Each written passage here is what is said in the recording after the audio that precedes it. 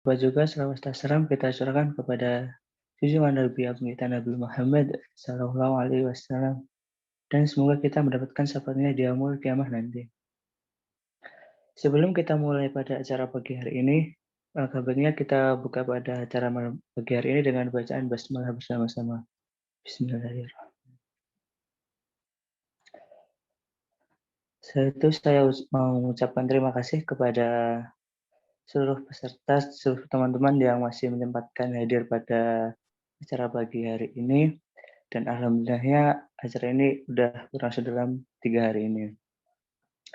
Baik, untuk mempersingkat waktu, langsung saja kita ke acara inti, yaitu kepada Ustadz Muhammad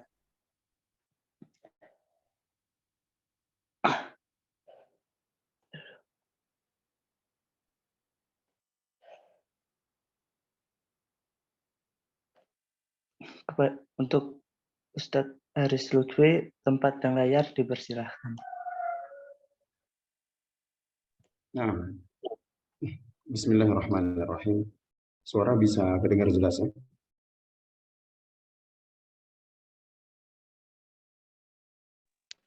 Alhamdulillah jelas Ustadz. Alhamdulillah. Bismillahirrahmanirrahim. Assalamualaikum warahmatullahi wabarakatuh. Alhamdulillah. Alhamdulillahi rabbil alamin. Wabihi nasta'inu ala umuri dunya waddin. Wassalatu wassalamu ala al-mab'uthi rahmatan lil alamin. Wa ala alihi wa ashabihi wa man sara ala nahjihi ila yaumiddin. Allahumma 'allimna ma yanfa'una wanfa'na bima 'allamtana wa na'udzu bika Allahumma min 'ilmin la yanfa' wa min qalbin la yakhsha' wa min nafsin la tashba' wa min da'watin la yustajabu laha. Subhanaka la 'ilma lana innaka antal 'alimul hakim wa tub 'alaina innaka antat tawwabur rahim. Ayyuhal jamaah, sebelumnya kembali kami haturkan terima kasih yang sebesar-besarnya atas waktu yang telah diberikan, juga kesempatan ini, dan insya Allah pada pagi hari ini kita akan melanjutkan kajian kita, yaitu berkenaan dengan tafsir ijmali atau tafsir secara global, yaitu tafsir Al-Quran secara global.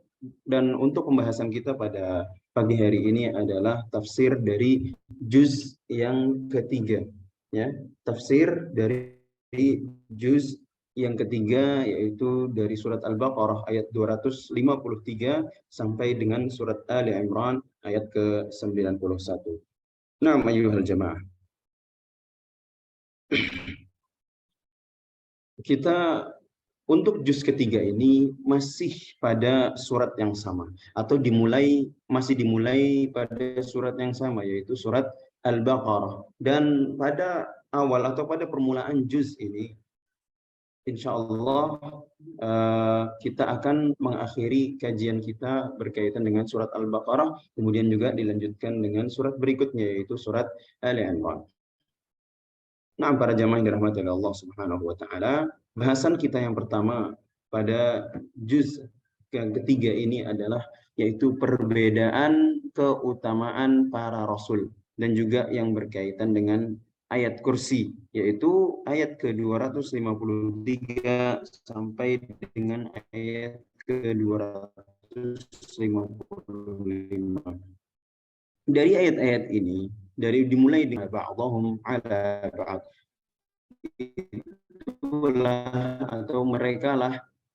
itulah para rasul, faddalna ba'dhum ala ba'd, yang kami utamakan atau kami beri keutamaan satu di atas yang lainnya. Minhum man kallamallah, ada di antara mereka yang diajak bicara oleh Allah, yaitu Nabi. Sebagian mereka Allah angkat derajatnya di atas nabi-nabi lainnya, dan juga masih banyak yang lainnya. Dari sini kita simpulkan bahwasanya semua rasul itu adalah manusia-manusia yang mulia, namun sudah merupakan sunnatullah Allah Subhanahu wa taala itu membeda-bedakan keutamaannya. Maksud membedakan di sini adalah semua rasul mulia, namun ada beberapa rasul yang itu lebih mulia di atas rasul-rasul lainnya. Dan sudah pasti bahwasanya para nabi, para rasul itu lebih mulia daripada manusia selain mereka, yaitu selain kalangan para nabi.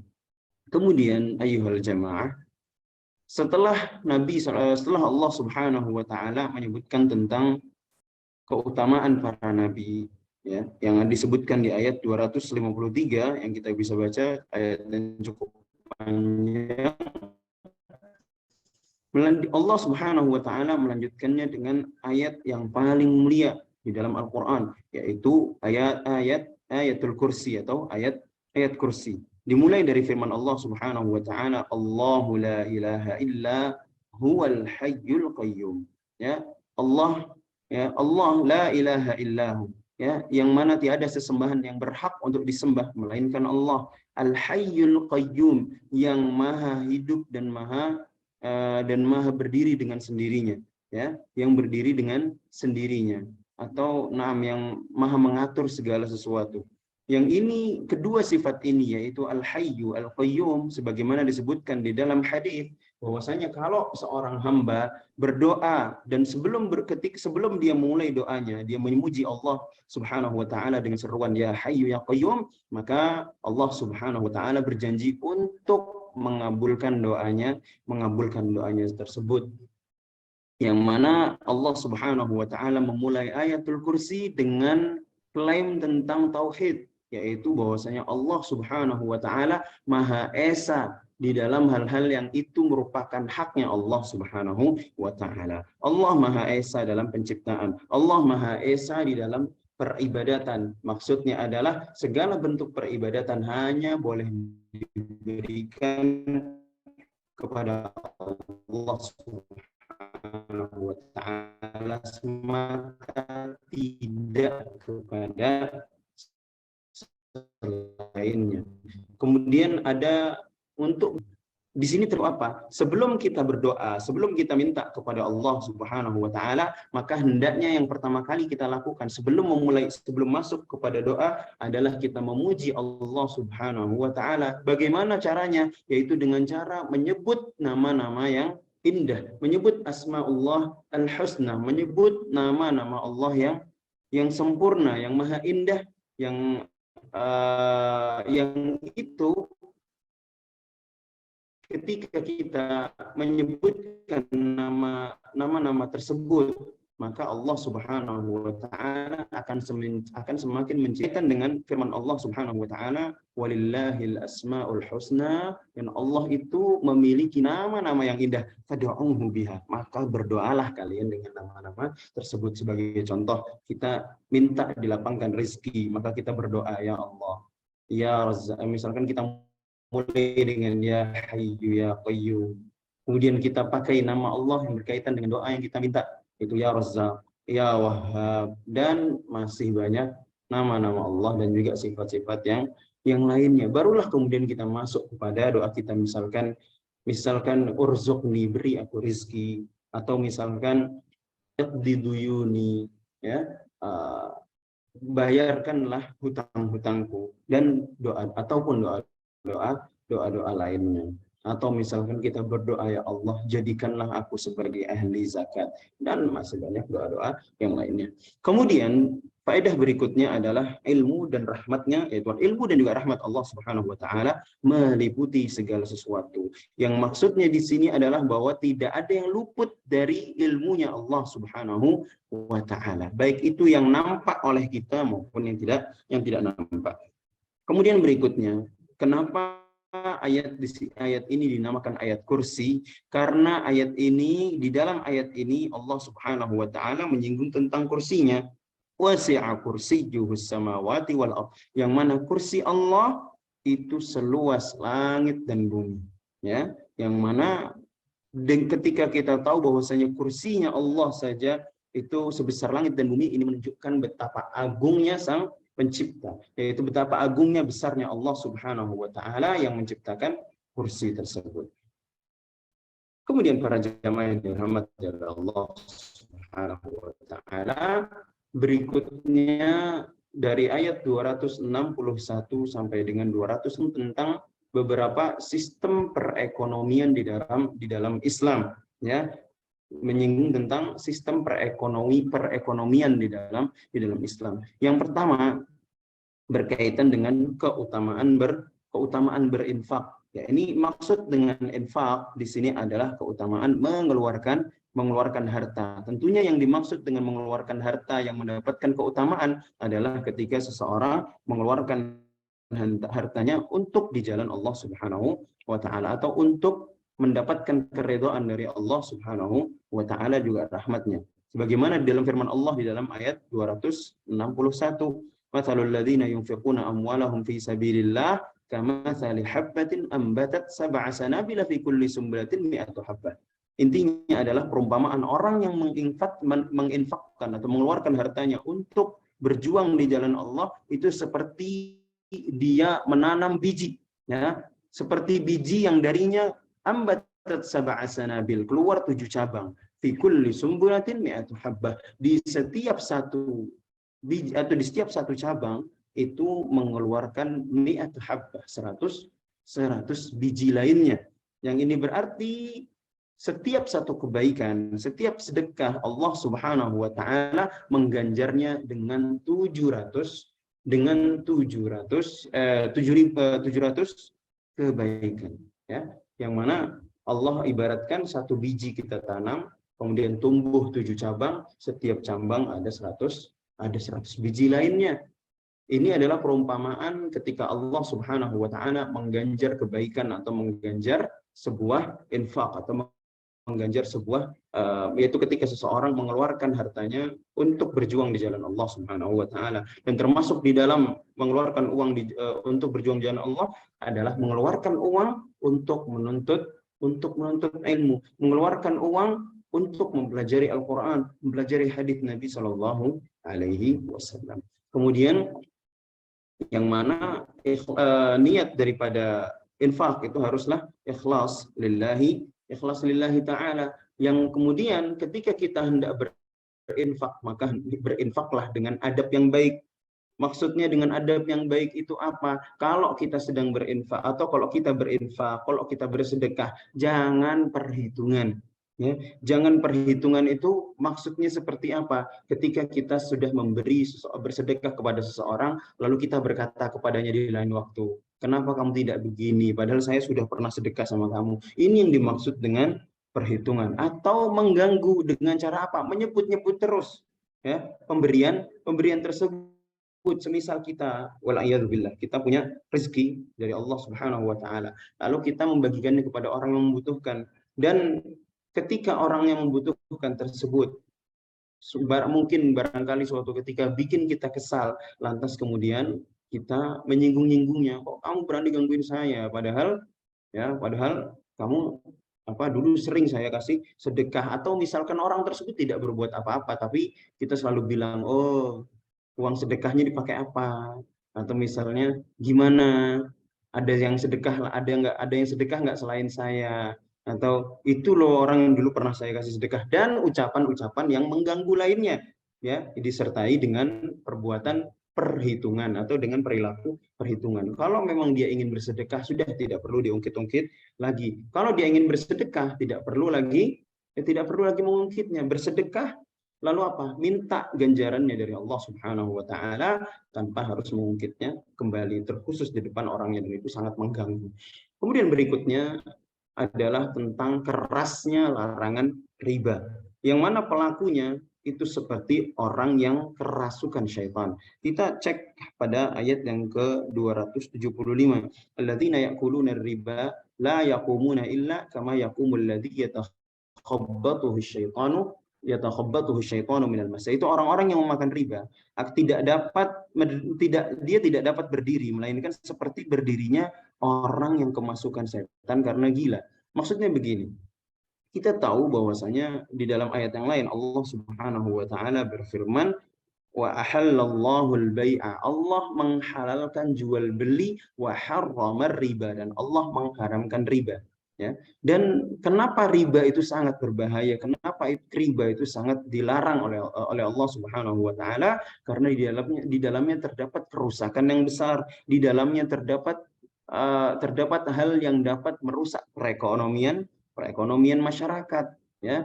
Karena dengan adanya riba orang akan bermudah-mudahan misalkan berhutang, yang kemudian misalkan dia berhutang 10 juta, yang harus dia kembalikan 12 juta, dan kemudian lagi karena ada ribanya tersebut, akhirnya dia mangkir, lalu di sana ada denda-dendanya dan sebagainya. Yang ini merupakan, dan kelebihan-kelebihan ini merupakan harta yang haram, dan dengan mudah, dengan riba tersebut, orang yang memberikan hutang menjadi ketagihan. Bagaimana tidak, dia meminjamkan orang 10 juta, dia akan mendapatkan bati atau keuntungan 2 juta dan seterusnya. Ini merupakan kezaliman, ya. Ini merupakan kezaliman bagi orang yang melakukannya, ya, bagi orang yang melakukannya, yang mana karena kezaliman yang besar di dalam perbuatan riba ini, sehingga Allah Subhanahu wa taala sangat keras di dalam melarangnya. Bahkan di dalam suatu hadis disebutkan bahwasanya dosa riba yang paling kecil itu seperti seseorang berzina dengan ibu kandungnya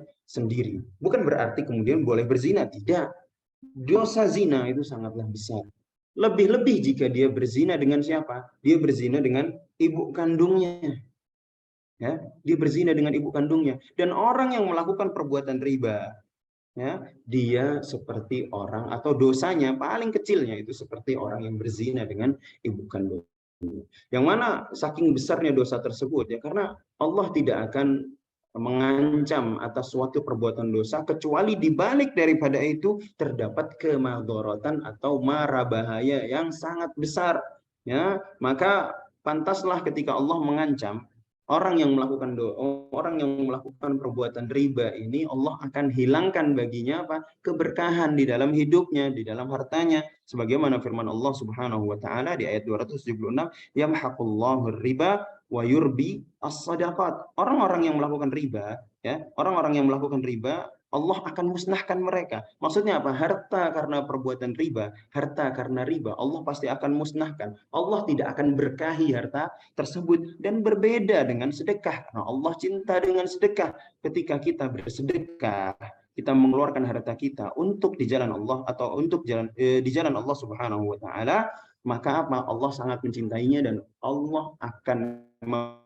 melipat gandakan kebaikannya minimal 700 kali lipat. Kemudian yang terakhir, ya,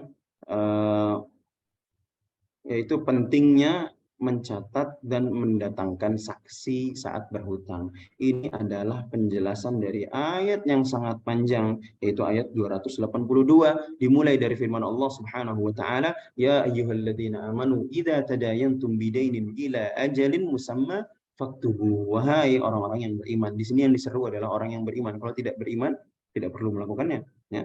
Idza tadayantum bidainin, kalau kalian berhutang atau bertransaksi hutang, ila ajalin musamma, pada sampai dengan tempo waktu tertentu, faktubuh, maka catatlah, ya. Kemudian apa di sini dikatakan wal yaktub bainakum katibun bil adl, hendaknya, ya, hendaknya di sana ada yang sebagai katib, ya, ada yang sebagai atau menulisnya, hendaklah ada orang yang menulis di antara kalian, dan ditulisnya pun harus benar, jangan sampai terjadi kezaliman. Coba kita lihat pada ayat 261 sampai 283.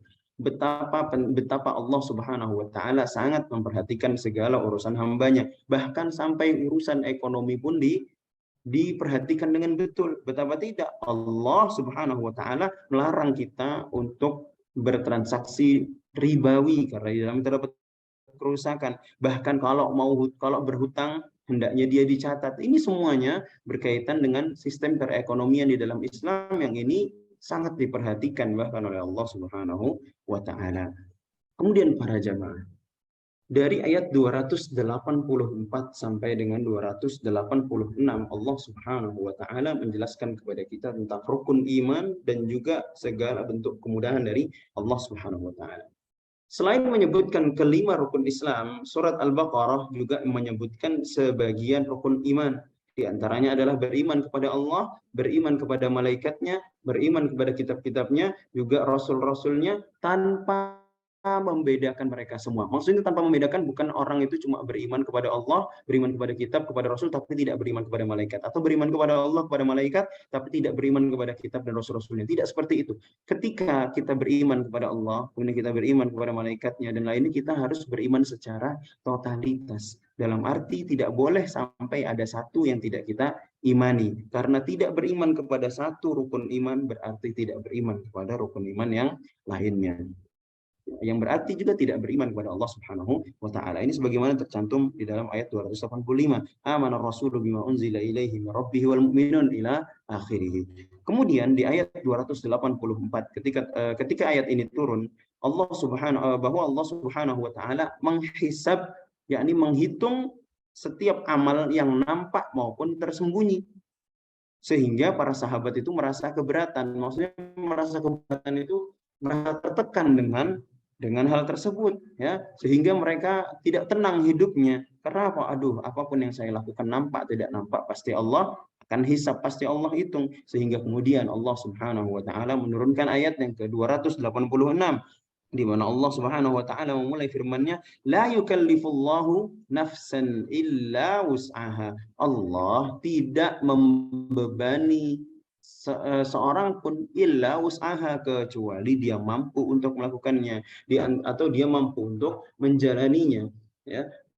Dan ini di sini dapat kita simpulkan bahwasanya Allah Subhanahu wa taala ketika menguji hambanya, dia tidak menguji dengan sesuatu yang tidak dapat dia lakukan, ya. Kalaupun Allah Subhanahu wa taala memberikan dia ujian lantas kemudian dia menyerah, bukan Allah yang salah, bukan cobaan tersebut yang salah, namun kita yang tidak bersabar ketika menjalani cobaan tersebut. Semisal kita diberi cobaan yang sangat berat,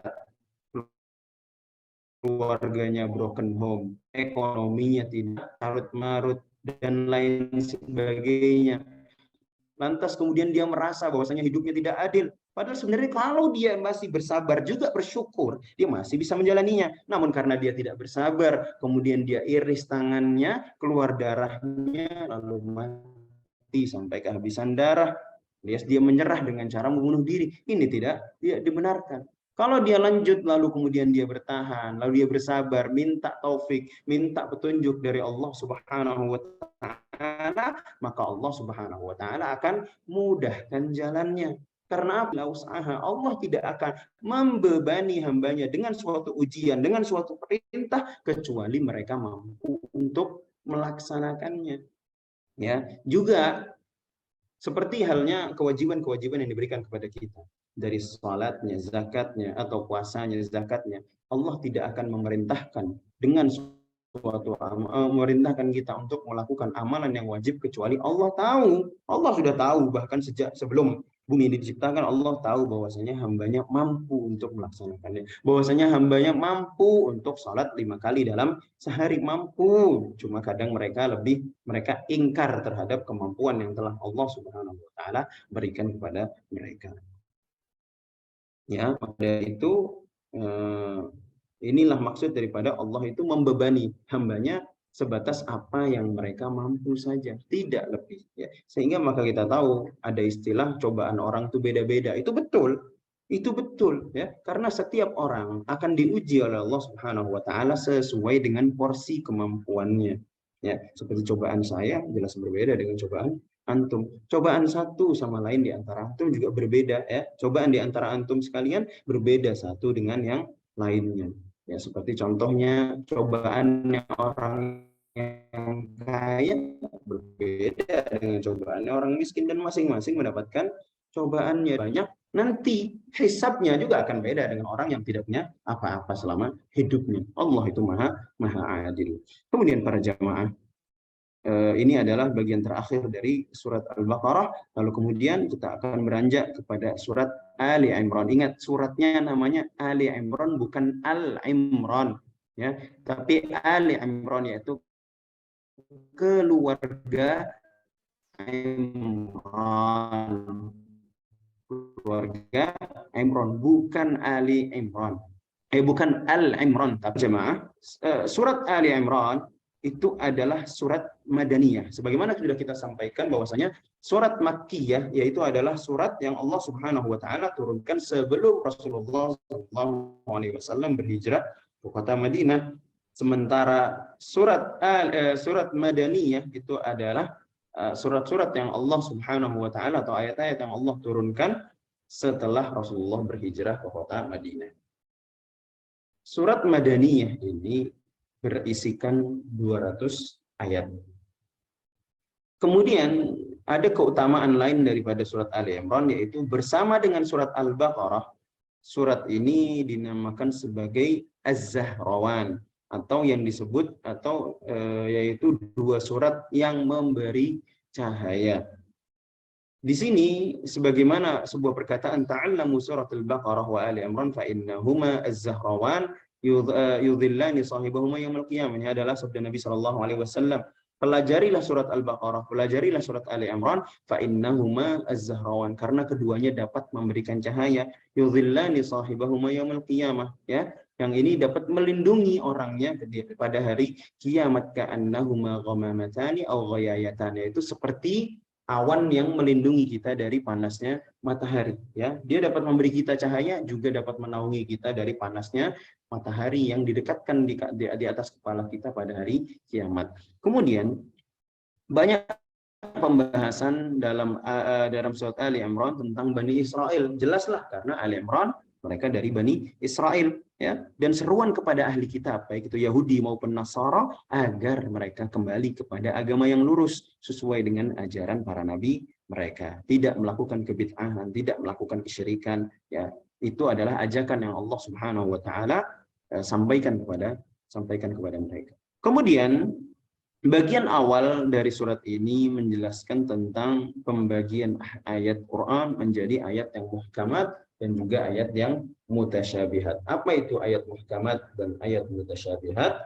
Ayat muhkamat yaitu ayat-ayat yang jelas, kita baca juga insya Allah paham, kita baca terjemahnya juga insya Allah langsung paham. Apalagi antum kalau sudah belajar bahasa Arab, maka kalau untuk ayat-ayat yang muhkamat insya Allah antum jelas. Atau misalkan anggaplah kita paham artinya tapi kita tidak paham apa maksud darinya, ya ini atau kita juga paham isinya, maka ini disebut dengan ayat muhkamat. Kalau dijelaskan di sini adalah ayat-ayat yang jelas dan dipahami semua pembaca, yang mana itu disebut dengan umul kitab, ya, atau umul Quran, ya, induk Al-Quran yang semua kembali ke makna-makna itu. Kemudian ayat kedua yaitu ayat yang mutasyabihat, yang mana hakikat daripada ayat mutasyabihat, ingat hakikatnya itu hanya diketahui oleh Allah Subhanahu wa taala, sedangkan maknanya kita atau dapat diketahui oleh para ulama dan dijelaskan kepada kita yang awalnya mutasyabihat akhirnya menjadi muhkamat, ya, seperti itu.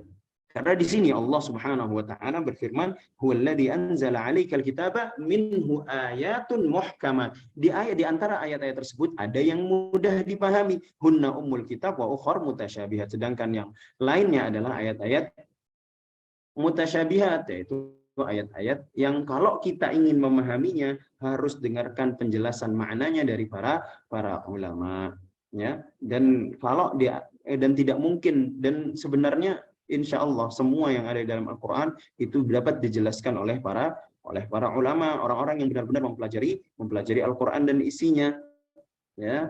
Karena kalau Al-Quran itu tidak dipahami, lantas apa faedah daripada Al-Quran yang katanya adalah pedoman bagi seluruh umat manusia. Kemudian selanjutnya adalah bahwasanya Islam dari ayat ke-10 sampai dengan 32, Islam adalah satu-satunya agama yang diterima oleh Allah Subhanahu wa taala. Ya, pada ayat yang ke-19 Allah Subhanahu wa taala berfirman, "Innad dina 'indallahil Islam." Agama yang diakui di sisi Allah adalah al-Islam. Apa yang dimaksud dengan Islam? Yang dimaksud dengan Islam sebagaimana dijelaskan oleh para ulama adalah al-istislamu lillahi bitauhid, ya, yaitu kita berislam dengan cara mentauhidkan Allah Subhanahu wa taala, atau berserah diri kepada Allah dengan tauhid. Walanqiyadu lahu bitta'ah. Kemudian juga tunduk kepada Allah dengan ketaatan kepadanya, ya. Itu dan seterusnya, ya. Juga kita menjauhi segala kemaksiatan kepada Allah Subhanahu wa taala dengan cara kalau kita bicara kemaksiatan itu berarti menjalani apa yang Allah larang atau meninggalkan apa yang Allah perintahkan, seperti itu.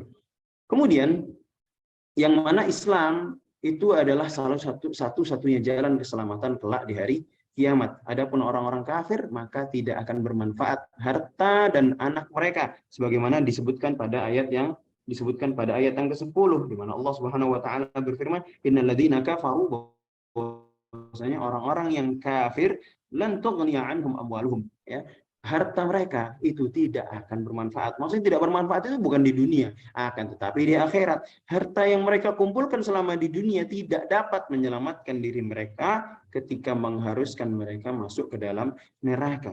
Juga anak-anak mereka. Sekalipun mungkin ada di antara orang kafir ini yang anaknya beriman kepada Allah Subhanahu wa taala, namun karena dia kafir tidak bermanfaat anak-anak mereka dan tidak bisa memberi syafaat kepada orang tuanya yang kafir. Kemudian mereka itu akan, atau harta-harta juga anak-anak akan dikalahkan juga, bukan anak-anak ya, akan dikalahkan dan dikumpulkan ke dalam neraka. Maksudnya apa? Orang-orang kafir akan dikalahkan dan dikumpulkan mereka ke dalam neraka. Ketika di dunia mereka akan binasa, kemudian di akhirat mereka akan dikumpulkan menjadi satu di neraka, sebagaimana pada ayat yang ke-12, qul lil ladzina kafaru satughlabun, kalian itu pasti akan kalah, wa tuhsyaruna ila jahannam, akan disebar nanti di neraka, ya. Wa bi'sal mihad, dan betapa buruknya tempat kembali tersebut, ya. Kemudian tidak hanya itu, amal yang mereka lakukan di dunia itu akan menjadi sia-sia. Memang betul bahwasanya kalau orang kafir berbuat kebaikan, Allah pasti akan balas. Pasti orang kafir sedekah, pasti akan Allah balas karena Allah Maha Adil. Akan tetapi kalau mereka bukanlah orang yang beriman kepada Allah, balasan tersebut akan mereka terima di mana? Di dunia. Dan itu tidak akan memberikan manfaat bagi mereka di akhirat. Kemudian orang-orang kafir tersebut Allah Subhanahu wa taala membenci dan tidak mencintai mereka, sebagaimana ada pada ayat ke-32 Allah taala berfirman, qul atii'ullaha wa rasul, taatilah Allah, taatilah Rasul, fa in tawallau, kalau kalian berpaling, fa innallaha la yuhibbul kafirin, ya. Allah tidak mencintai orang-orang yang kafir. Berarti dari sini faman tawalla, ya, fa in tawallau, ya, kalau kalian berpaling, berarti orang-orang yang berpaling di sini adalah orang-orang kafir. Kemudian afwan, ada satu yang tertinggal, yaitu lalu Allah Subhanahu wa taala akan menguji hambanya yang mengaku mencintainya. Kita boleh mengaku cinta sama Allah, kita boleh mengaku cinta sama Rasul, tapi nggak penting pengakuan kita. Yang lebih penting daripada itu adalah apa yang kita lakukan, apa yang kita perbuat, apa yang kita ucapkan, apa yang kita yakini itu dicintai oleh Allah dan juga Rasulnya. Sehingga pada ayat ke-31 Allah Subhanahu wa taala berfirman, ya, qul, katakanlah wahai Muhammad, in kuntum tuhibbunallah, kalau kalian itu benar-benar cinta sama Allah Subhanahu wa taala, fattabi'uni, ikuti aku, yaitu ikuti Rasulullah sallallahu alaihi wasallam.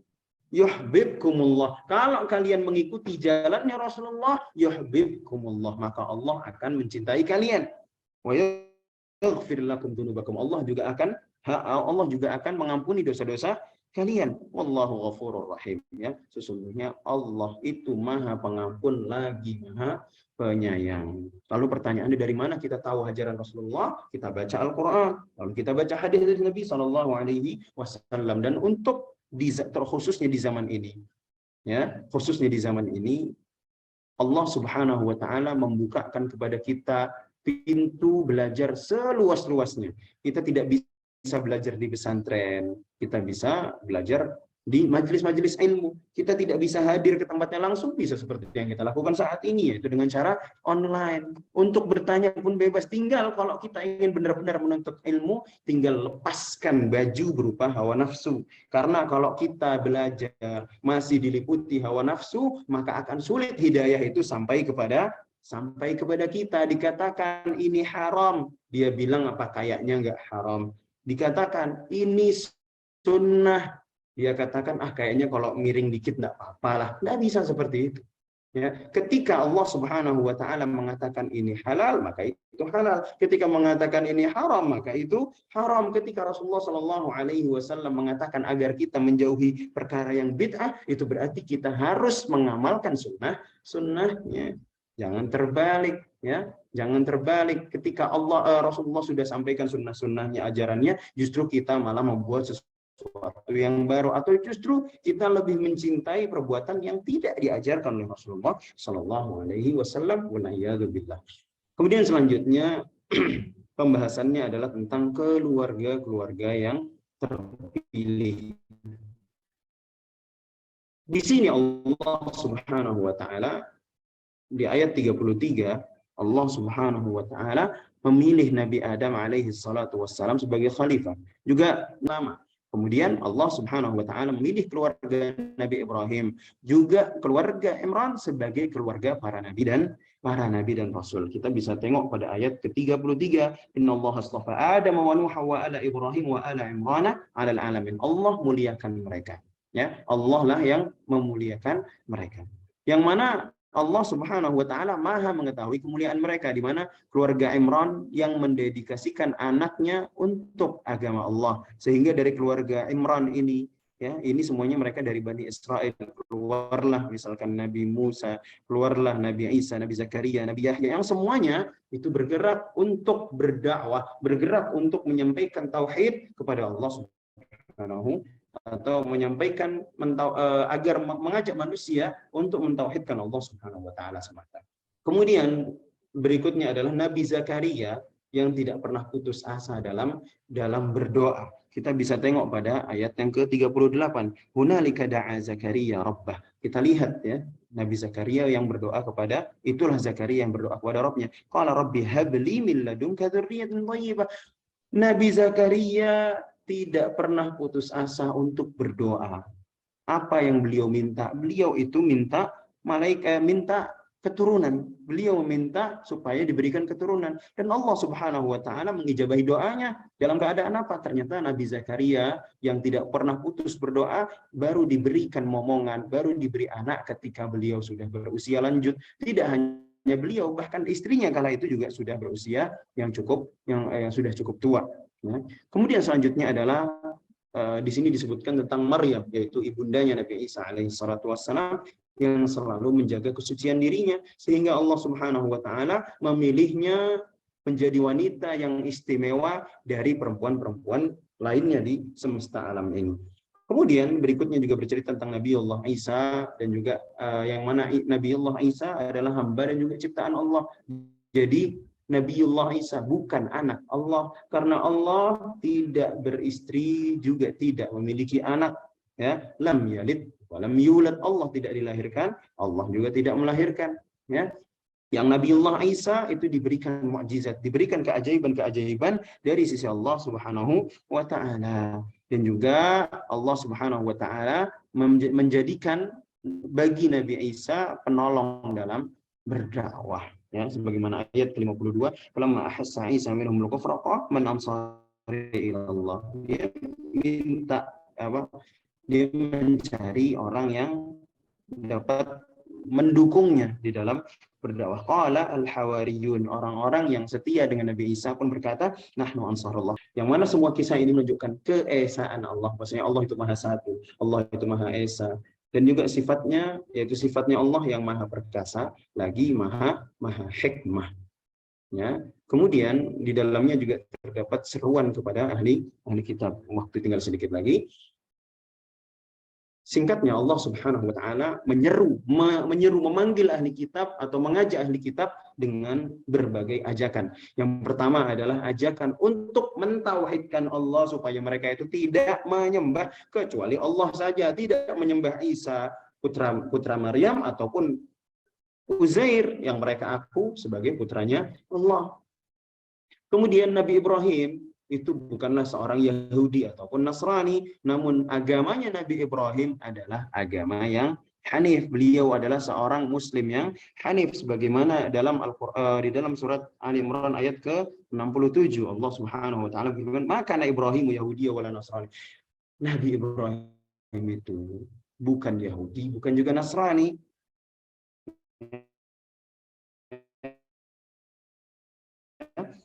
Walakin kana hanifan muslima, tapi beliau adalah orang yang agamanya lurus, adalah yang tauhidnya lurus, muslima, musyrikin. Dan Nabiullah Ibrahim tidak berbuat kesyirikan. Dan yang lebih berhak mengakuinya adalah pengikutnya serta Nabi Muhammad SAW. Kemudian juga diseru atau diajak agar tidak kufur terhadap ayat-ayat Allah. Padahal sebenarnya mereka lebih tahu tentang apa yang ada di dalam kitab, yaitu bahwasanya akan turun nabi di akhir zaman, akan diutus nabi di akhir zaman, dan seterusnya.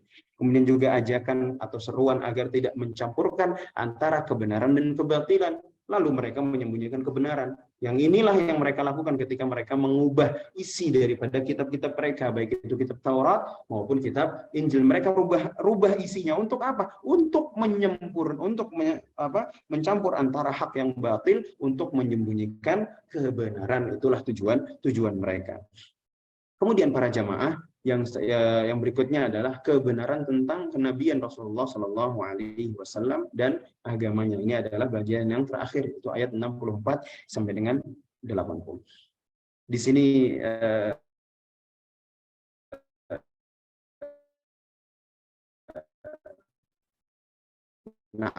kita akhiri pembahasannya dengan ini, yaitu para nabi telah berjanji untuk saling membenarkan risalah. Maksudnya saling membenarkan itu dengan yang satu dengan yang lainnya. Kemudian Allah juga menekankan bahwa hanya Islam agama yang dari manusia, semuanya tunduk kepada Allah Subhanahu wa Ta'ala. Lalu kenapa manusia tidak mau tunduk? Gitu pertanyaannya. Bahkan matahari pun tidak mau bermaksiat kepada Allah. Kita bisa bayangkan kalau tiba-tiba matahari itu keluar dari orbitnya, apa yang terjadi? Matahari taat kepada Allah. Allah suruh berjalan di atas orbitnya. Matahari tidak bermaksiat. Cuma kita yang tidak ada apa-apanya dibandingkan matahari, malah banyak yang bermaksiat, tidak mau tunduk kepada Allah. Kemudian barang siapa yang mencari agama selain agama Allah, maka agama itu atau maka pencariannya tersebut tidak akan diterima. Kemudian ada pun orang-orang kafir, maka Allah sudah mempersiapkan laknat bagi mereka. Ya, dan Allah tidak akan meringankan azabnya. Lalu bagaimana dengan Abu Talib? Abu Talib itu khususan dia mendapatkan syafaat, dan syafaatnya Nabi kepada Abu Talib sama sekali tidak dapat mengeluarkan Abu Talib dari api neraka. Hanya diringankan saja, dan itu khusus untuk Abu Talib, pamannya Rasulullah SAW. Yang kemudian selanjutnya adalah tidak akan bisa ditawan dengan apapun, meski seisi atau ini yang mana azab yang diterima oleh orang kafir tidak bisa ditebus meskipun dengan ini adalah pembahasan kita pada pagi hari ini. Kita berharap semoga ini dapat menambahkan keimanan kita kepada Allah, dapat menambahkan keilmuan kita. Kita akhiri pertemuan ini dengan salawat wassallallahu ala nabiyina Muhammad wa ala alihi wa sahbihi wasallam. Subhanakallahumma bihamdik asyhadu an la ilaha illa anta astaghfiruka wa atubu ilaik. Kami kembalikan kepada moderator yang bertugas. Saya ucapkan jazakumullahu khairan. Wassalamualaikum warahmatullahi wabarakatuh.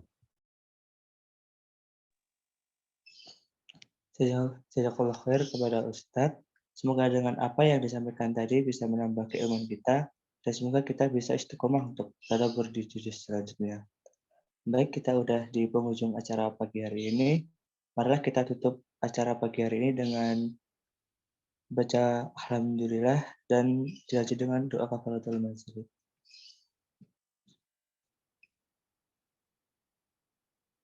Sekian dari saya, apabila ada salah kata atau salah perbuatan.